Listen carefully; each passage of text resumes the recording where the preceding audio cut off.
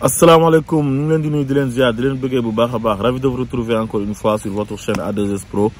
avec un immense plaisir. Continuez leen di abonné bës cloche de notification su ko defee bépp vidéo bu ñu dugal ngeen mën ko am à temps réel bu leen fàtte di aimer di partager waaye tamit di commenter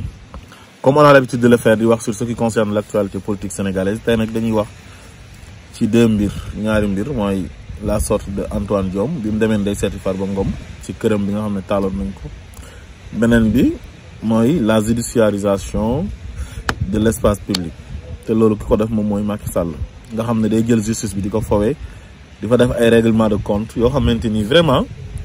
c'est flagrant quoi dafa fës te Sénégalais yëpp xam nañ ko même xale yu ndaw yi sax xam nañ li xew quoi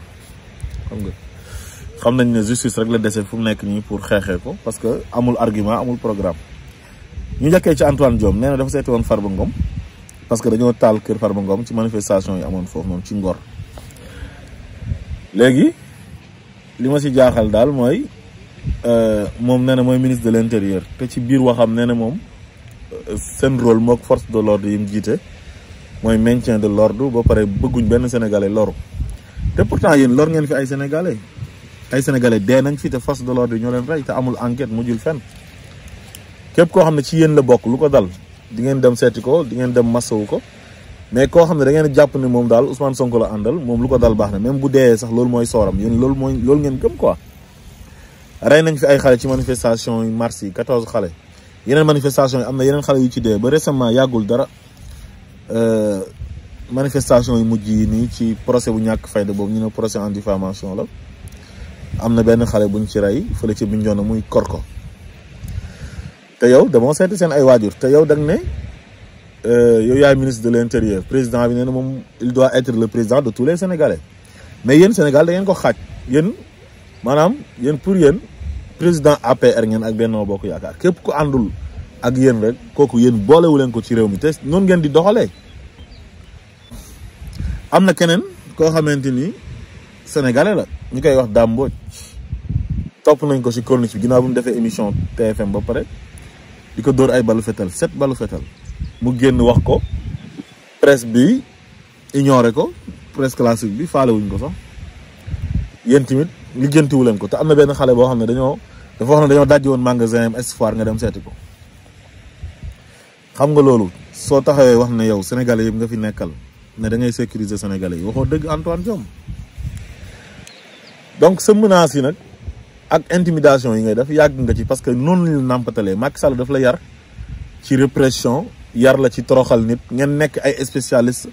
en destruction de l'homme yéen loolu mooy seen mbir maanaam nit daal bu àndut ak yéen da ngeen def le tout pour jéem ko yàq. nee nga produits yi maanaam cocktail molotov yi dafa nekk produit yoo xamante ni c'est des produits inflammables même ku koy sànni sax mën na tàkk ci kawam ba pare. dafa am ñoo xam ne dañ koy jël di ko sànni ci force de l'ordre yi di ko sànni ci kër jàmbur yeeg yooyu noonu te am na étape boo xam ne bu fa police àggee du baax loolu ay menaces la waaye tamit man gis naa ci tiit tamit waaye ak nu manti demee rek Antoine Diome yéen li xew Sénégal yëpp seen responsabilité la parce que da ngeen a nekk Sénégal constitution bi boole ñu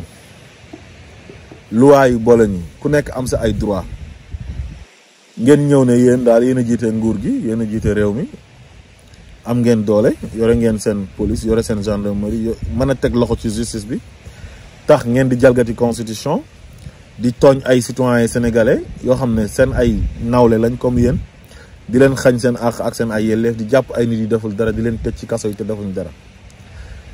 mu am benn leader boo xam ne ñu koy wax Ousmane Sonko nekk sénégalais comme yéen am droit comme ni Macky Sall amee woon droit créer parti dem à la conquête du pouvoir ba ñu jox ko nguur gi mu ñëw am les mêmes droits que Macky Sall ngeen ne loolu du fi amee di ko tooñ di jalgati àqam ak yelleefam di piétiner sa dignité xam nga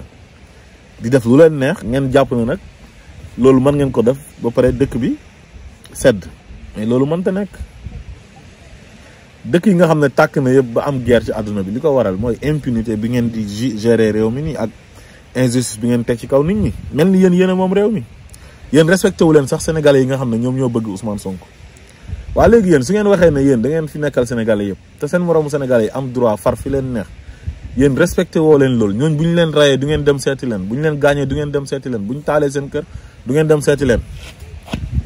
lu leen mënti dal da ngeen leen koy yéene parce que faruñ ak yéen ba pare ngeen ne da ngeen fay nekk pour sécuriser sénégalais yëpp loolu du dëgg fekk daal yéen a ngi ñëw di xañ nit ñi seen àq ak seen ay yelleef lu nekk mën na am donte nag ñun violence moom wax dëgg yàlla bëgguñ ko buñ sañoon du am mais kenn ku nekk boo respecté woon sa morom yem fi nga war a yem président Macky Sall bu respecté woon constitution bi ñu boole respecté àq ak yelleef doomi aadama yi respecté loi yi ak droit yi respecté séparation de pouvoir gëm ne il faut qu'il y ait une opposition dans un état de droit dans une démocratie wala dans une république respecté opposition bi mais ku noonu problème du am Sénégal mais yéen respecté wu leen nit ñi ba pare bëgg jàmm am Sénégal beneen bi mooy gis ngeen Ousmane Sonko annoncé na temps yi ne dafay defaat nemmeeku tuuram dem Ziguinchor présenté waa Ziguinchor ay programme yi mu am pour defaraat dëkk ba rek mu activé waat machine judiciaire bi commencé jàppaat ay procès Adji Sarr rek maanaam rek daf may jàpp sax quoi man daal justice bi laay waxal quoi xam naa ne nag am na ay juges yu intègre yu fa nekk yoo xam ne li leen li am ci justice bi nii métti na leen trop wax dëgg yàlla te mënu leen ci dara waaye man su may wax du ma wax ak ñi nga xam ne jot na leen a tànn daf leen ay procureur rek daf leen ay juge d'instruction parce que ñooñu moom lañ àndal te moom la ñuy liggéeyal waaye yéen ñi nga xam ne dañ leen écarté ak yéen ñi nga xam ne xam nañ ne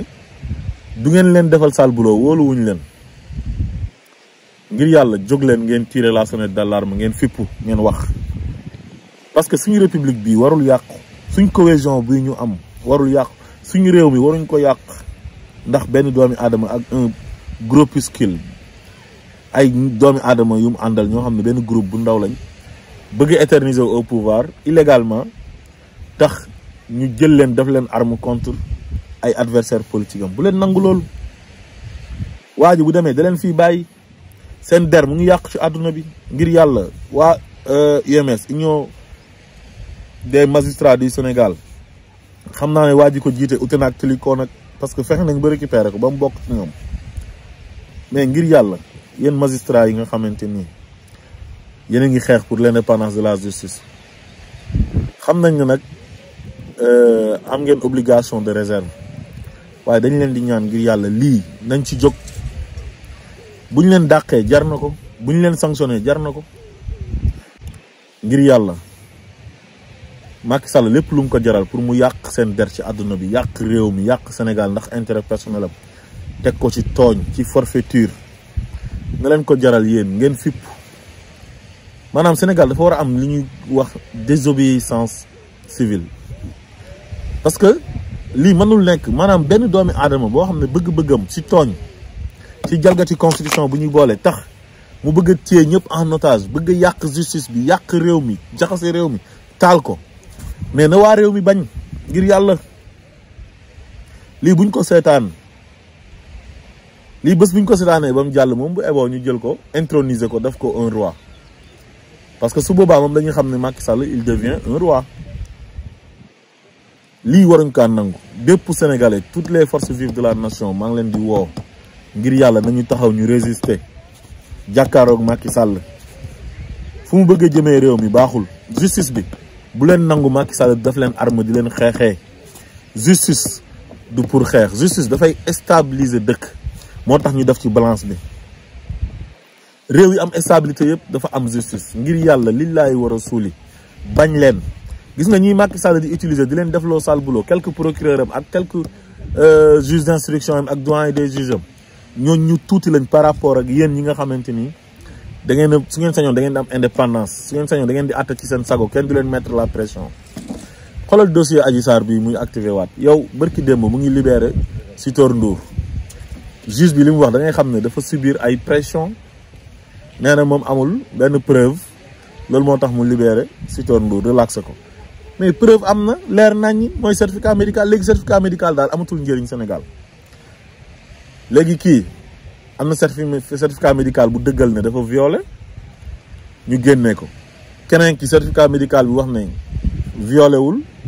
ak yeneen preuve mooy enquête interne de la gendarmerie ay capitaine Touré ñoom Ndeye Khady Ndiaye jëkkëram Ibrahima Coulibaly Mama Bako masseuse bi ak maanaam justice populaire bi ci am ak lépp mu jël ko ne da koy yóbbu chambre criminelle pour bëgg a yàq deru Ousmane Sonko bëgg a toroxal Ousmane Sonko di ko jaarale ci justice. ngir yàlla jóg leen ngeen génn wax ne seen justice bii nii warul nekk benn arme boo xam ne dañ ciy xeex ay adversaire politique bañ leen ngir yàlla jóg leen ngeen fippu ngir yàlla jóg leen. Sénégal ñoo ko bokk ñoo ko moom bu leen nangu suñu der yàq ci àdduna bi. Sénégal ñëpp ko respecté woon moo nekkoon capitale Afrique occidentale française nekk référence ci àdduna bi. Macky Sall mii ñëw tey nekk 4e président waroon a consolider état de droit ak démocratie mais gis nga bànneexu bakkanam moog ñi mu àndal moo tax ñu bëgg a yàq Sénégal. ngir yàlla justice bi wax leen ñi mën a wax te am baat ci dëkk ba nañ wax balaa waa ji di yàq réew mi. xeex Ousmane Sonko pour Ousmane Sonko bañ a nekk président jarul lii moom fal nañ ko ñaari mandat la amoon droit def jeex na. ngir yàlla nañu bàyyee suñu réew amul droit di toog naan day xeex nit wala day éliminer ay nit yoonam nekku ci. dañ kaa dénkoon pare na dem yoonam bu mu taal suñu réew nañu bàyyi ak suñu réew. Macky Sall ñàkk nga ngor. Macky Sall Sénégal yi jiwuñ la lii Sénégal yi teraanga lañ la ji. Macky Sall yàlla teral na la. li nga waroon a am ci nguur yëpp am nga ko Macky Sall am nga parcours boo xamante ni c'était pas évident nga am ko ci sa àdduna santal yàlla. Sénégalais yi ji la ngor nga joteeg Ablaye Wade ñu jox la nguur gi ndax da ngaa dund injustice nga ñëw jëlaat injustice boobu di ko teg ay nit di foowee réew mi di foowee justice bi. justice du caaxaan réew kenn du ko foowee Macky Sall. Macky Sall réew mi bu tàkkee billahi wallahi wa tallahi yow yaay nekk le seul et unique responsable. te di nga ko regretter tôt ou tard